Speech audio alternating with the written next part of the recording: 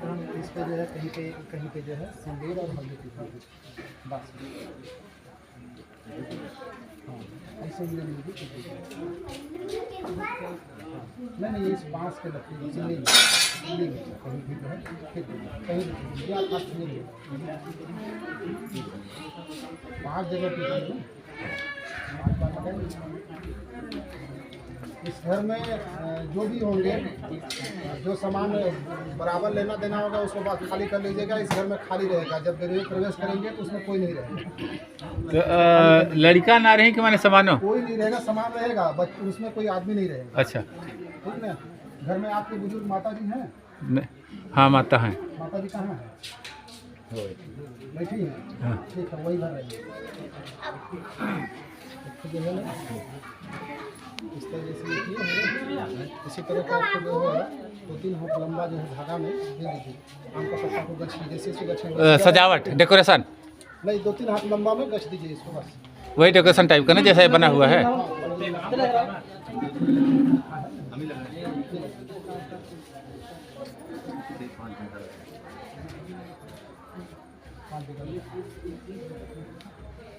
देखिए इसमें जो है जो वनस्पति का हम पूजा करते हैं, क्योंकि हम आदिवासी हैं और आदिवासी पद्धति में हमारा क्या है कि हम प्रकृति प्रेमी प्रकृति पूजक होते हैं। इसमें जैसे कलश का पूजा किए, कलश की पूजा में जो है हम सभी देवताओं को आवाहन किए, जिसमें हमारा गंडोदाई है और वरुण देव है, जल देव, अग्निदेव है, सूर्य देव है, जिससे जो है दिन बनता है। वो सारी चीज़ों को हम अपने यहाँ के गांव घर के जो है डीवार जो कुछ भी होगा सबको आवाहित करते हैं।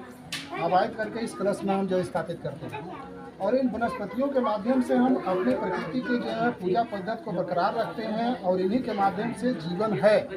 अगर सब कुछ खत्म हो जाए, वनस्पति एक भी न रहे धरती पर, तो मनुष्य जिंदा नहीं रह सकता है, क्योंकि इसके बगैर जीवन असंभव है, जल बगैर असंभव है। तो इसलिए इनकी पूजा करते हैं। बांस का मतलब क्या होता है, इसकी पूजा जो करते हैं इसके पीछे कारण क्या है?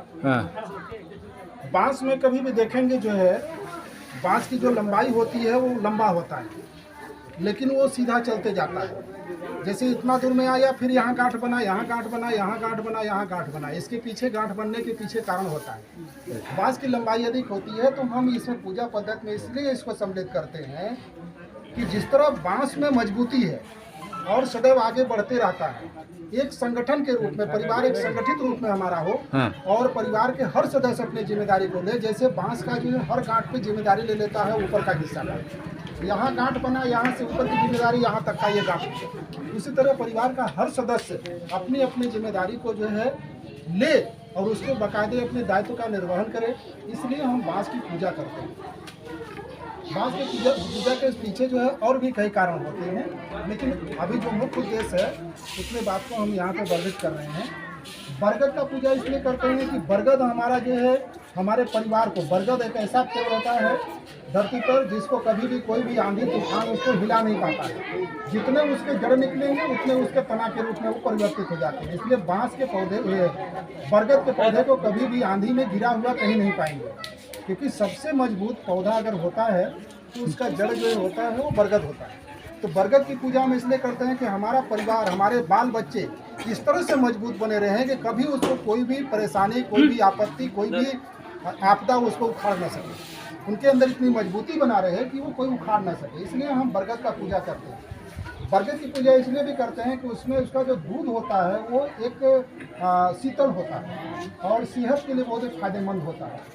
और सेहत के लिए इसके फल, फूल, जड़, तना, पत्ते बरगद के सभी जो है सेहत के लिए फायदेमंद होते हैं, स्वास्थ्य के लिए हितकारी होते हैं, इसलिए इनकी पूजा करते हैं। पीपल का पत्ती इसलिए है, पीपल का पूजा इसलिए करते हैं कि पीपल हमें 24 घंटे तक बराबर, रात दिन बराबर हमें जीवन देने के लिए ऑक्सीजन देता है। जैसे हम बीमार हो जाते हैं तो अस्पताल में जाते हैं तो सिलेंडर लगती है ऑक्सीजन का, जब सांस नहीं ले पाते हैं तो ऑक्सीजन का सिलेंडर लगता है। ऐसे क्या है, खुले वातावरण में हमें ऑक्सीजन देता है और उसी ऑक्सीजन के बदौलत हर जीवित प्राणी जीवित है।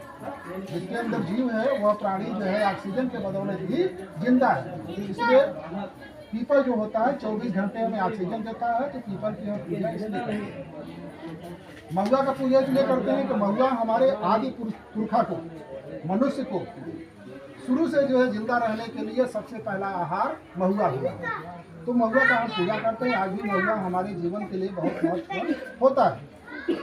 इसी तरह से जो है करम का पूजा करते हैं, क्योंकि करम जो है ऐसा पौधा है जिसके नीचे मनुष्य का अवतार माना जाता है। करम करम इसमें है कभी? करम इसमें नहीं मिल पाई है, लेकिन करम की पूजा करते हैं।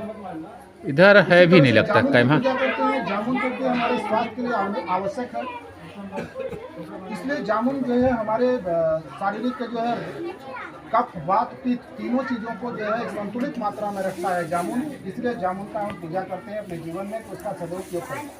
नीम का पूजा इसलिए करते हैं कि नीम हमारे प्राकृतिक वातावरण को जो है शुद्ध रखता है, हमारे घर परिवार आसपास के जो है वातावरण को शुद्ध रखता है, निरोग रखता है, और जो इसमें नुकसानदेह कीटाणु होते हैं उसको मार उनका देता वो है। नाश करता है। इसलिए हम नीम का पूजा करते हैं कि नीम का पूजा अपने जो है पद्धति में सम्मिलित करते हैं। आम का पूजा इसलिए करते हैं कि सदाबहार वृक्ष होता है। इसके पत्ते कभी भी आम जब सूखेगा नहीं, अगर दीमक लग गए या फिर उसके ऊपर कोई घास गिर गया तभी पूरा सूखेगा, नहीं आम कभी भी पूरा पत्ता उसका झड़ा हुआ नहीं पाएंगे। तो ये आम सदाबहार वृक्ष है। तो हम अपने जीवन, अपने परिवार, अपने बाल बच्चों की सदा जिंदगी में खुशहाल हरा भरा पाने के लिए हम जो है आम का भी पूजा करते हैं। इसी प्रकार से अनाज में जौ सबसे पहले जो है मनुष्य के जीवन में जौ का जो है सबसे पहले खोज हुआ। तो जौ का हम पूजा करते हैं, क्योंकि पहले का पुरखा हमारा जो हमारा पुरखा रहा होगा वो जौ का ही रोटी खा करके वो जिंदा रहा है। आज बाद में अनेकों प्रकार के अनाजों का आविष्कार हुआ, खोज हुआ, ये कहना चाहिए।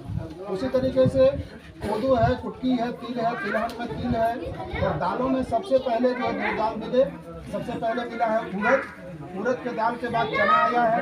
चना से 56 तरह के भोजन बनते हैं, 56 तरह के भोजन बनते हैं जो चना को हम पूजा में सम्मिलित करते हैं। तिलहन में सरसों और ये तिल, ये 2 चीज़ें हमारे जीवन के, हमारे मनुष्य के खोज में ये पहले आए हैं तिलहन के रूप में। दलहन के रूप में चना आ गया। तो इस तरह से हम अपने सभी अनाजों का पूजा करते हैं। और इस पूजा में ये है, आप लोग अपने हाथ जोड़ लें दोनों जन और यह विनय करें कि हे गांव के हे गृह देवता, हमारे घर के पुरखा पंगत जितना होंगे अपने स्तर से आप कर लीजिए, उनको सुमिर लीजिए, स्मरण कर लीजिए। और इसके बाद गांव के ग्राम देवता, प्रकृति देवता, आप सबसे हमारा आग्रह है, निवेदन है कि हमारे इस नए घर में पूरा परिवार सकुशल, अन्न धन बाल बच्चा माल मवेशी सब चीज़ से जो है संपन्न रहे, कभी किसी चीज़ की कमी न हो। जिन अनाजों की हम पूजा कर रहे हैं, इन अनाजों की बरकत हो, सदैव घर में भरा रहे, कभी इनकी कमी न हो, हमारे रहने न रहने पर भी लाद औलाद इस घर में सुखी संपन्न रहें, कभी कोई कष्ट का भोग न करना पड़े। ऐसा भाव करके प्रणाम कर लीजिए। और थोड़ा सा जल जो है बांधे के पड़ी कि थामे रही? बांध देना, वही में बांध देना ढकवा में। एक कति एक खेती